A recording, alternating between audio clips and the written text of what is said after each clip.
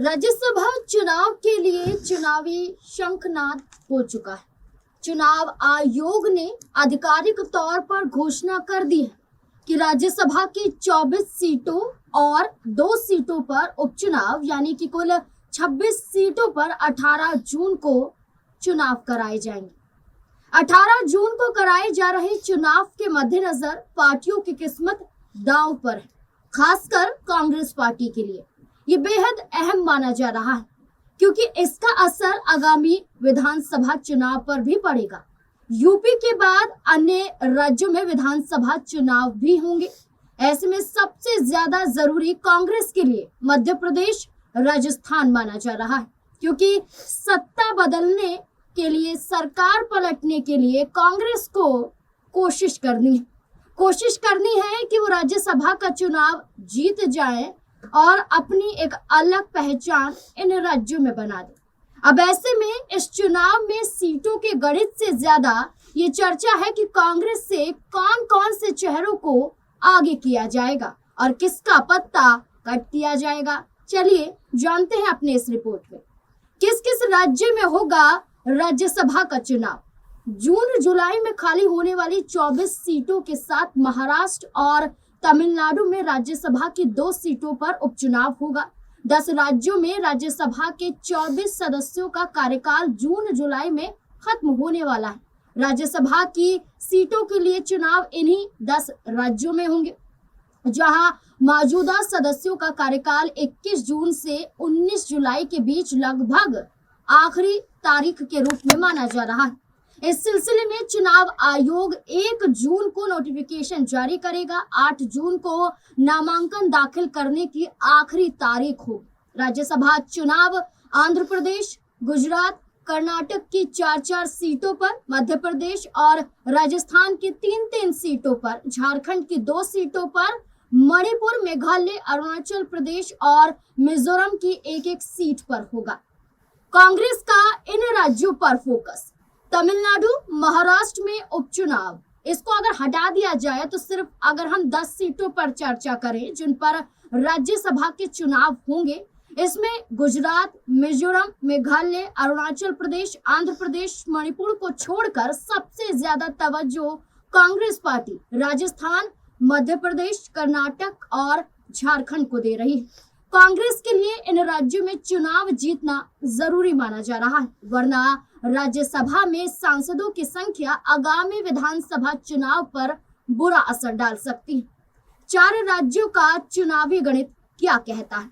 जिन 4 राज्यों पर कांग्रेस पार्टी का फोकस है, इसमें सबसे पहले बात अगर मध्य प्रदेश की जाए तो मध्य प्रदेश में 3 राज्यसभा की सीटों पर राज्यसभा का चुनाव होने जा रहा है, जिसमें भाजपा का तराजू भारी दिखाई दे रहा है, क्योंकि 230 विधानसभा सीटों वाले राज्य में एक सीट को जीतने के लिए 58 विधायकों के समर्थन की जरूरत है। ऐसे में 163 विधायक भाजपा के पास है। 2 सीट जीतने के बावजूद भी 47 विधायक भारतीय जनता पार्टी के पास बच जाएंगे, यानी कि आसानी से कहा जा रहा है कि 2 सीट तो भारतीय जनता पार्टी जीत ही जाएगी। तीसरी सीट जीतने के लिए ये संख्या पर्याप्त नहीं मानी जा रही। वहीं कांग्रेस पार्टी की बात की जाए तो 66 विधायक कांग्रेस के पास हैं, जो कि एक सीट जीतने के लिए काफी है, यानी 2 सीट पर भाजपा और 1 सीट पर कांग्रेस तय है। राजस्थान की चर्चा करें तो राजस्थान में भी 3 सीटों पर चुनाव होने जा रहे हैं। 1 सीट जीतने के लिए 51 विधायकों की जरूरत है। ऐसे में बीजेपी के पास 119 विधायक हैं और 2 सीटें आसानी से जीती जा सकती हैं। तीसरी सीट पर कांग्रेस से मुकाबला हो सकता है, क्योंकि कांग्रेस के पास 66 विधायक हैं। हालांकि अन्य दल भी हैं जो भाजपा का समर्थन कर सकते हैं, तो ऐसे में तीसरी सीट पर भी पेच फंस सकता है। कर्नाटक पर अगर हम आए तो कर्नाटक में 4 सीटों पर राज्यसभा के चुनाव है और कांग्रेस यहाँ बेहद मजबूत स्थिति में नजर आ रही है, क्योंकि यहाँ 1 सीट जीतने के लिए 45 विधायकों का समर्थन चाहिए, जो कांग्रेस पार्टी के पास नजर आता है। कांग्रेस के पास 135 विधायक हैं। इसमें 3 सीटें आसानी से कांग्रेस के पाले में आ जाएंगी और 66 विधायकों के साथ एक सीट भाजपा जीत जाएगी अगर क्रॉस वोटिंग ना हुई तो। झारखंड पर नजर डालें तो झारखंड में 2 सीटें जिन पर राज्यसभा चुनाव होने हैं। 28 विधायकों के साथ एक सीट जीती जा सकती है, जहां झारखंड मुक्ति मोर्चा गठबंधन दोनों सीटों पर मजबूत है, क्योंकि महागठबंधन के पास 56 विधायक है। कुल ये संख्या है गठबंधन। भाजपा गठबंधन के पास 24 विधायक है। अब बात की जाए कि अगर क्रॉस वोटिंग भी हुई तो एक सीट भारतीय जनता पार्टी के पास जा सकती है, वरना अगर गठबंधन झारखंड मुक्ति मोर्चा का मजबूत रहा तो दोनों सीटें इंडिया गठबंधन के पाले में जा सकती हैं। कांग्रेस किस चेहरे को करेगी याद? कर्नाटक में कांग्रेस पार्टी के लिए लंबी खींचतान नजर नहीं आती है। पहले से ही मल्लिकार्जुन खड़गे जो सांसद थे राज्यसभा की, उनकी सीट ही खाली हुई थी। इसके बाद एक सीट तो कर्नाटक में तय मानी जा रही है कि मल्लिकार्जुन खड़गे ही फिक्स रहेंगे। 2 सीटों पर शिव कुमार और सिद्धरमैया के जरिए उनके चहेतों को आगे किया जा सकता है, ऐसा कहा जा रहा है। ऐसी चर्चा कर्नाटक में हो रही है, लेकिन आखिरी फैसला आला कमान का ही होगा।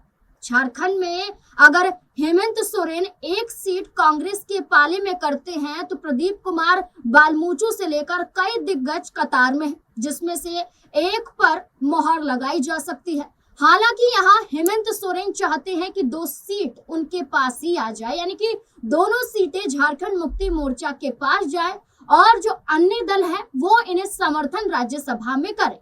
और खींचतान गठबंधन में नजर आ रही है। अगर हेमंत सोरेन की पार्टी झारखंड मुक्ति मोर्चा में और कांग्रेस पार्टी के बीच में तालमेल बैठ जाती है तो दोनों सीटें आसानी से जीती जा सकती हैं। लेकिन अगर तालमेल नहीं बैठती है तो क्रॉस वोटिंग के चलते ये गठबंधन बिखर सकता है। मध्य प्रदेश में दिग्विजय सिंह की खाली सीट पर 3 बड़े नाम आगे किए जा रहे हैं, जिसमें कमलनाथ, जीतू पटवारी और राहुल गांधी की करीबी मीनाक्षी का नाम है। फाइनल फैसला अभी नहीं हुआ है, लेकिन ज्यादा चांस प्रदेश अध्यक्ष जीतू पटवारी के नजर आते हैं। वहीं आखिर में राजस्थान की बात करें तो कांग्रेस राजस्थान में राज्यसभा का चुनाव ही नहीं बल्कि इस राज्यसभा चुनाव से एक बड़ा फैसला करेगी विधानसभा चुनाव तक। माना जा रहा है कि इस राज्यसभा चुनाव से नाराजगी और विधानसभा चुनाव में एक चेहरा तय कांग्रेस पार्टी करने वाली है। माना जा रहा है कांग्रेस राजस्थान से अशोक गहलोत को आगे कर सकती है, उन्हें दिल्ली भेज सकती है ताकि आगामी विधानसभा चुनाव में सचिन पायलट को सीएम चेहरा बनाया जा सके। हालांकि सचिन पायलट और अशोक गहलोत का दिल्ली दौरा भी इसी सिलसिले में देखा गया था, लेकिन अशोक गहलोत को टेढ़ी खीर माना जाता है क्योंकि आसानी से मानने वाले नहीं, क्योंकि राजस्थान में मुख्यमंत्री कुर्सी की लड़ाई एक ऐसी लड़ाई थी जिसके लिए अशोक गहलोत ने सचिन पायलट को गद्दार तक कह दिया था।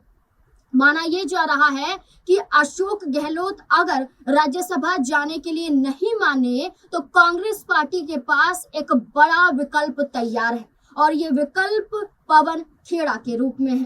कहा यह जा रहा है कि तेज तर्रार प्रवक्ता पवन खेड़ा आगे आ सकते हैं राजस्थान से राज्यसभा चुनाव के लिए। माना जा रहा है कि पवन खेड़ा ने असम चुनाव के दौरान अपनी मजबूत पकड़ और छवि पेश की थी, जिससे खुश होकर कांग्रेस उन्हें राज्यसभा भेज सकती है, क्योंकि अभी तक पवन खेड़ा सिर्फ हेमंता को टक्कर चुनावी जुबानी के जरिए देते हुए नजर आए थे। कांग्रेस का मानना है कि पवन खेड़ा जैसा चेहरा अगर राज्यसभा में जाएगा तो कांग्रेस को और भी ज्यादा मजबूती संसद के अंदर मिलेगी। अब देखना होगा कि जहां तमाम सीटों पर बड़ी खींचतान देखने को मिल रही है, जहां मिजोरम, अरुणाचल प्रदेश, आंध्र प्रदेश, मणिपुर या अन्य राज्यों की बात करें, वहां कांग्रेस पार्टी मजबूत नहीं है।